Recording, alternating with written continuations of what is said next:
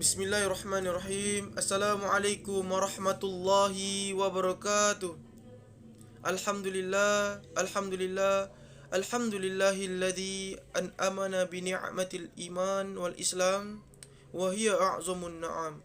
Asyhadu an la ilaha illallah wahdahu la syarika lahu arsala rasulahu wa dinil haqq liyuzhirahu 'ala dini kulli walau karihal musyrikun. Wa asyhadu anna Muhammadan abduhu wa rasuluhu al-mab'utsu rahmatan lil alamin.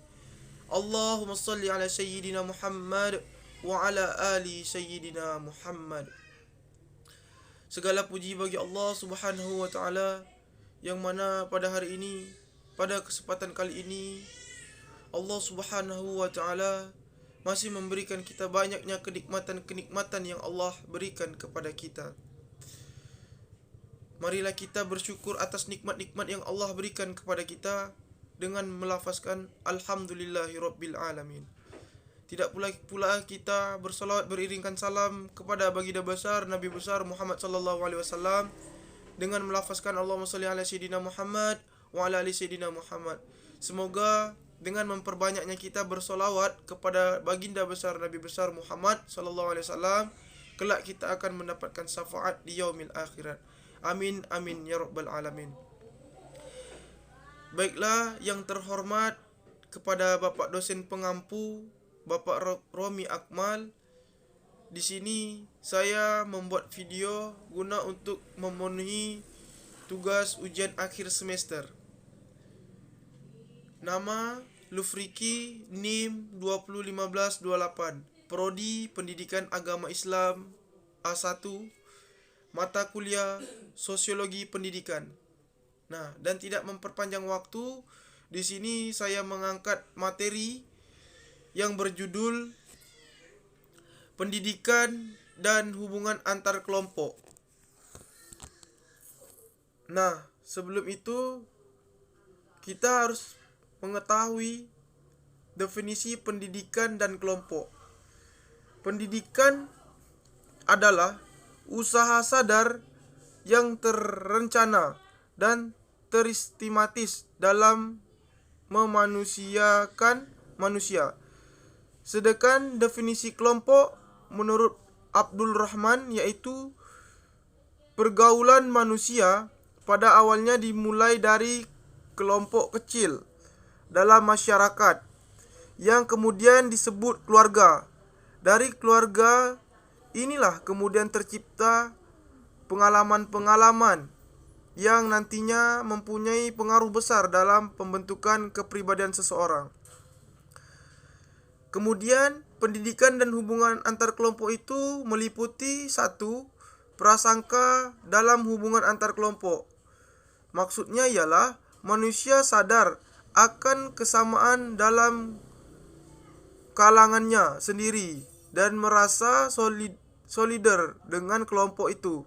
Sebaliknya, timbul rasa tak suka terhadap orang yang berbeda. Jadi ada dislike of the unlike. Perasaan itulah yang menimbulkan etnosentrisme, yaitu perasaan loyalitas terhadap kelompok sendiri dan rasa bermusuhan terhadap semua orang yang mengancam rasa kekompakan itu. Prasangka dalam hubungan antar kelompok. 1. Prasangka sebagai sesuatu yang dipelajari. 2. Prasangka sebagai alat mencapai tujuan praktis. Yang ketiga, prasangka sebagai aspek pribadi. Yang keempat, pendekatan multidimensional. Nah, yang kedua yaitu ialah struktur hubungan antar kelompok di sekolah. Salah satu aspek yang bisa terlupakan oleh sekolah adalah memupuk hubungan sosial di kalangan murid-murid. Biasanya sekolah terlalu fokus pada peningkatan kualitas akademik saja. Program pendidikan antar murid, antar golongan itu bergantung pada struktur sosial murid-murid. Murid-murid sekolah sering menunjukkan perbedaan saat kesukuan agama, adat istiadat, dan kedudukan sosial. Berdasarkan perbedaan-perbedaan itu, mungkin timbul golongan minoritas di kalangan murid-murid yang tersembunyi ataupun yang nyata-nyata. Masih lingkup struktur hubungan antar kelompok di sekolah. Kelompok dalam sekolah dapat dikategorikan berdasarkan status sosial orang tua murid, hobi, minat, kegemaran, intelektualitas, jenjang kelas, agama, dan asal daerah. Poin ketiga ialah usaha-usaha memperbaiki hubungan antar kelompok di sekolah. Tiap sekolah perlu memperhatikan hubungan antar murid dan antar kelompok. Terlebih jika terdapat golongan minoritas, berbagai usaha dapat dijalankan untuk memperbaiki hubungan antar kelompok. Walaupun kekuasaan sekolah sangat terbatas. Oleh sebab sekolah terbatas, kemampuannya untuk mengubah situasi sosial sekolah dapat mengubah nilai-nilai dan sikap anak secara individual. Rasa keadilan, rasa keagamaan yang mengumumkan kesamaan manusia di hadapan Tuhan. Cara ini dapat dilakukan melalui pemberian informasi, diskusi kelompok, hubungan pribadi, dan sebagainya. Agama dapat dijadikan pegangan untuk memandang semua manusia sama karena mereka semua sama di hadapan Tuhan.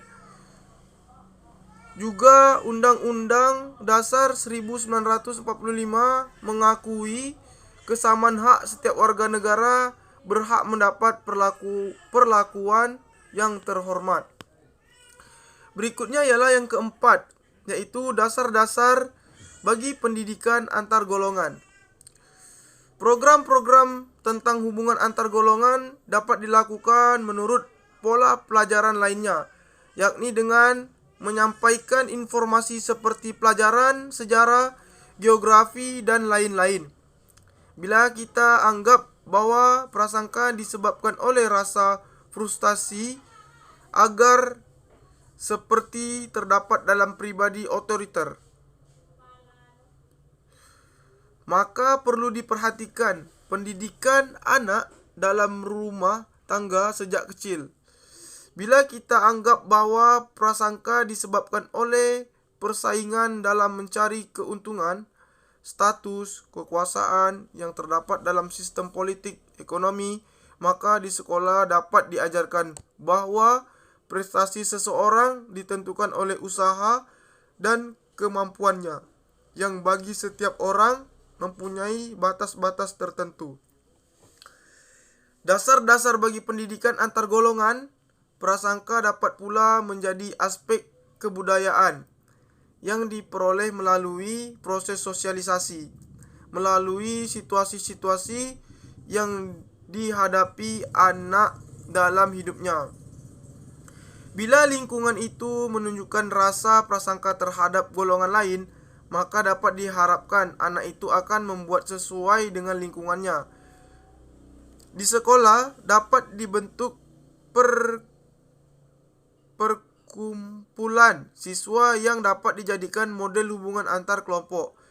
Tentu saja sekolah mendapatkan dukungan sepenuhnya dari Undang-Undang Dasar 1945 dan Pancasila yang mengemukakan kesamaan hak bagi seluruh umat manusia. Nah, disitulah beberapa materi yang saya paparkan. Yang pertama ialah definisi pendidikan dan kelompok. Kemudian pendidikan dan hubungan antar kelompok. Poin-poin pendidikan dan hubungan antar kelompok yaitu 1. Prasangka dalam hubungan antar kelompok. Yang kedua itu struktur hubungan antar kelompok di sekolah. Dan yang ketiga, usaha-usaha memperbaiki hubungan antar kelompok di sekolah. Yang keempat ialah dasar-dasar bagi pendidikan antar golongan. Nah, mungkin itu saja yang dapat saya sampaikan materi tentang pembelajaran hari ini yang berkaitan tentang Sosiologi Pendidikan yang berjudul Pendidikan dan Hubungan Antar Kelompok. Terlebih dan kurangnya saya mohon maaf. Wabillahi taufik wal hidayah. Assalamualaikum warahmatullahi wabarakatuh.